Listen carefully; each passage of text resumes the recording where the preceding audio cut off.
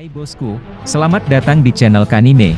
Jangan lupa like, comment, share, and subscribe-nya. Terima kasih atas bantuannya dan selamat menyaksikan. Seperti biasa, dalam versi ilegal ada beberapa kalimat yang mungkin tidak kita pahami secara penuh.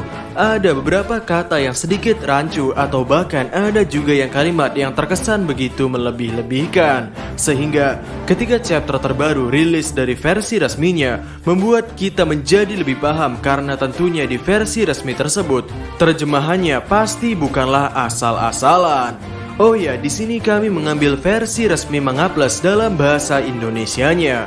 Pada versi ilegal, di lembaran pertama manga ini, Luffy sempat bertanya dengan berkata pada Kaido bahwa serangan barusan Gomu-Gomu, yang mana translate ilegal ini cukup membuat kami bingung dengan maksud yang dikatakan Luffy. Lalu dalam versi legalnya, Luffy berkata pada Kaido bahwa serangan barusan enaknya ku beri nama Gomu-Gomu apa ya? Yang sebetulnya ini adalah scene komedi yang bagus, karena dari sudut pandang pembaca, Luffy di sini secara tidak langsung mengejek Kaido. Karena di One Piece chapter 1014, setelah Luffy kalah dari Kaido kemudian terjun ke laut, Kaido di sana sempat berkata, tapi tekniknya sangat buruk. Gomu-Gomu no apalah itu? Wororororo. Ya, Kaido di chapter 1014 mengejek jurus atau teknik Monkey D. Luffy. Dan di chapter 1046 ini, Luffy bertanya pada Kaido harus menamai serangan tadi dengan Gomu-Gomu no apa? Haha. Ya, dari tingkah Luffy ini kami cukup mengerti kenapa Kaido dan Big Mom menganggap bahwa Luffy adalah bocah yang kurang ajar, karena memang tingkahnya sungguh menyebalkan. Kemudian hal kedua yang berbeda antara versi ilegal dengan versi legal adalah momen ketika Kaido mengomentari tentang kebangkitan buah setan Monkey D. Luffy. Dalam versi ilegal, Kaido berkata, "Aku bersyukur kau masih saja bermulut besar, topi jerami. Ketika tubuh dan pikiranmu menyatu denganmu, saat itulah kemampuan buah iblismu bangkit. Sungguh kekuatan yang gila." Sementara itu, dalam versi legalnya, Kaido berkata, "Aku jadi lega karena sikapmu masih angkuh seperti biasanya, topi jerami. Memang ia dinamakan dengan kebangkitan baru akan terjadi saat tubuh dan jiwamu menyatu dengan kekuatan yang kau miliki. Tapi siapa sangka kekuatan yang kau miliki sungguh melampaui nalar." Dalam versi legalnya, kita menjadi lebih paham maksud dari kebangkitan yang dibicarakan Kaido, bahwa kebangkitan atau awakening bisa terjadi ketika tubuh dan jiwa yang kita miliki menyatu dengan kekuatan buah setannya. Dalam versi legalnya dijelaskan bahwa pikiran bukan termasuk ke dalam syarat untuk melakukan kebangkitan. Di versi legalnya lebih menekankan jiwa dan tubuh yang harus menyatu. Nah, yang menjadi pertanyaan, bagaimana caranya sang pengguna buah setan bisa menyatu dengan kekuatan buah setannya? Maksud kami, salah satu hal yang ditekankan di sini adalah jiwa. Dan selama cerita One Piece berjalan, seingat kami Eiichiro Oda tidak pernah menunjukkan seorang karakter berkata pada jiwanya sendiri ataupun jiwa buah setan. Jika menengok pada serial Naruto, Naruto memang pernah berbicara dengan Kurama, sosok yang disegel dalam diri Naruto.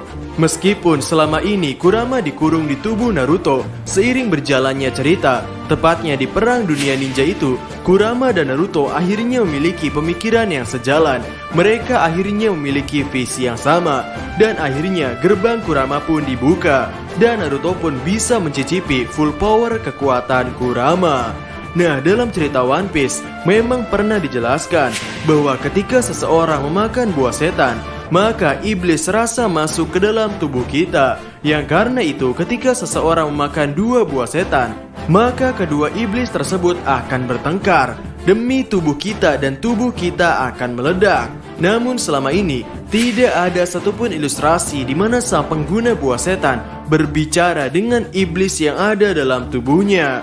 Dalam benak kami, ketika Kaido mengatakan kebangkitan baru akan terjadi saat tubuh dan jiwamu menyatu dengan kekuatan yang kau miliki, ini artinya jiwa yang dimiliki oleh Luffy harus sejalan dengan kekuatan buah setan yang telah ia makan. Jiwa Luffy harus satu visi dengan iblis atau spirit yang masuk ke dalam tubuh Luffy. Dan di sini Oda menekankan kata jiwa. yang mana dalam KBBI atau Kamus Besar Bahasa Indonesia, jiwa itu meliputi roh, seluruh kehidupan batin manusia yang terjadi dari perasaan, pikiran, angan-angan, dan sebagainya. Jadi bisa dikatakan, kita akan melihat sosok yang sejujurnya dari hidup seseorang dengan melihat jiwanya. Jika jiwanya bersih, maka kita akan melihatnya bersih. Jika jiwanya kotor, maka akan kelihatan kotor. Tidak ada yang bisa ditutup-tutupi dari jiwa ini. Dan setelah Luffy hidup dan melakukan banyak sekali perjalanan serta pertempuran, mungkin kekuatan yang ada dalam tubuh Luffy pun menerima untuk menyatu dengan jiwa serta tubuh Monkey D. Luffy. Kemudian translate yang kurang tepat selanjutnya ada pada saat panel Franky mencoba menyelamatkan diri dari kebakaran. Pada versi ilegalnya, Franky berkata, "Kemana aku harus pergi? Aku harus cepat membawanya ke tempat chopper. Nyawa Zoro dalam bahaya." Lalu ada orang-orang di belakang Franky yang ikut nyawut dengan berkata, "Tolong kami, Aniki. Bisa-bisa kami mati lebih dulu." Kemudian Franky menjawab perkataan orang tersebut dengan berkata, "Siapa yang mengatakannya? Ku bakar kau." Nah, dalam versi legalnya, Franky yang sedang berlari itu berkata, "Sebaiknya aku lari kemana?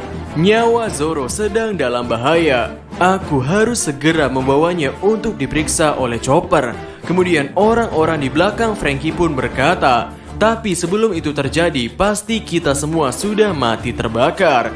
Kemudian Franky menjawab omongan orang-orang itu dengan berkata, "Siapa yang bicara pesimis barusan? Minta ku bakar ya?" Kemudian orang-orang tersebut pun berkata lagi, "Tolong kami, abang." Sebetulnya maksud secara keseluruhan dari translate ilegal dan legal cukuplah mirip. Namun tetap saja ada sedikit perbedaan kalimat di sana. Dan feel komedinya lebih terasa di versi legal karena struktur kalimatnya jelas. Sehingga TikTok komedinya dapat dan membuat pecah tawa pembaca. Ya, secara keseluruhan dibaca berulang-ulang, chapter 1047 masih menjadi chapter yang menggelitik untuk dibicarakan.